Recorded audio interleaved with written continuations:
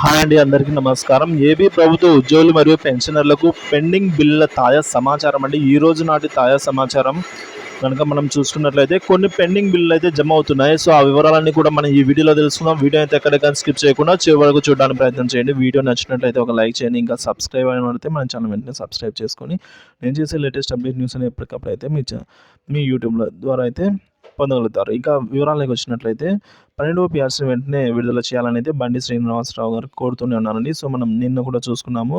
So ఈ విధంగా press మీట్లో ఆయన ఈ విధంగా వివరించడం జరిగిందండి. ఏపీ ఉద్యోగులు మరియు పెన్షన్లకు ఇవ్వాల్సిన 20,000 కోట్ల బకాయిలను వెంటనే చెల్లించాలని చెప్పేసి ఏపీజేఏసీ అమరావతి అధ్యక్షులండి బండి శ్రీనివాసరావు ప్రభుత్వాన్ని డిమాండ్ చేయడం జరిగింది.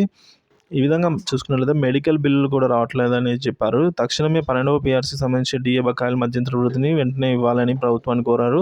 ఉద్యమ కార్యాచరణలో భాగంగానే ఇప్పటి వరకు ఉద్యోగులు తమ మండలాల్లో ఆందోళనలు చేస్తున్నారని తెలిపారండి. ఇప్పటికీ ప్రభుత్వం స్పందించకపోతే ఈ నెల 27న చలో విజయవాడ కార్యక్రమాన్ని చేపట్టి ఈ ఉద్యమాన్ని మరింత ఉద్రిక్తం చేస్తామని కూడా ఈ సందర్భంగా తెలుపుకుంటూ వచ్చారండి ఆయన.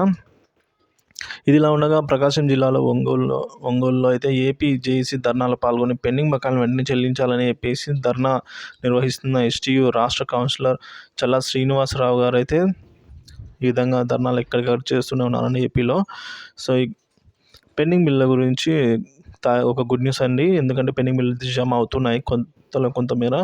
సో పెండింగ్ బిల్లు కొన్ని జమ అవుతున్నట్లు రాష్ట్ర వ్యాప్తంగా మన మిత్రులు అయితే కొంతమంది కామెంట్ తెలియజేస్తూనే ఉన్నారు. సో అందులో భాగంగా క్లాస్ 4 ఉద్యోగులకు కొన్ని జీపీఎఫ్ బిల్లు జమ అయినట్లు మన మిత్రులు అయితే తెలియజేయడం జరిగింది.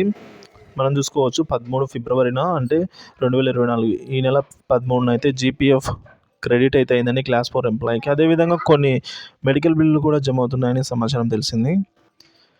మన మిత్రులలో ఎవరికైనా సరే అండి, ఈ వీడియో చూస్తున్న వాళ్ళలో మీకు పెండింగ్ బిల్లు సంబంధించండి, జీతాలకు సంబంధించి కాకుండా పెండింగ్ బిల్లుకు సంబంధించి మీకు ఏమైనా జమ అయినట్లయితే కామెంట్ సెక్షన్ ద్వారా వీలైతే తెలియజేయగలరండి. అది మన మిగతా మిత్రులందరికీ కూడా యూస్ అవుతుంది. సో వాటి మీద వీడియో చేయడం జరుగుతుంది కాబట్టి మిగతా వాళ్ళు కూడా తెలుసుకోవడానికి అవకాశం అయితే ఉంటుందండి మన ఛానల్ ద్వారా. సో ప్రభుత్వాన్ని కూడా మన ఛానల్ ద్వారా ఏవైతే పెండింగ్ బకాయిలు వాటన్నిటి కూడా అంతకాకుండా కొంతమేర త్వరగా చెల్లించాలని అయితే ఆశిద్దాం. Thank you for watching this video అండి.